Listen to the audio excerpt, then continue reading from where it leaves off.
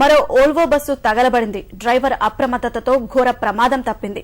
ప్రకాశం జిల్లా ఉలవపాడు మండలం చాగల్లు వద్ద చెన్నై నుంచి హైదరాబాద్ వస్తున్న ఓల్వో బస్సు దగ్ధమైంది. 1 గంట సమయంలో బస్సు చాగల్లు వద్దకు చేరుకోగానే ప్రమాదం చోటు చేసుకుంది. బస్సు వెనుక వైపు నుంచి పొగరావటం గమనించిన డ్రైవర్ వెంటనే బస్సును నిలిపివేసి ప్రయాణికులను దింపివేశారు. ఆ తర్వాత బస్సు మంటల్లో పూర్తిగా కాలిపోయింది.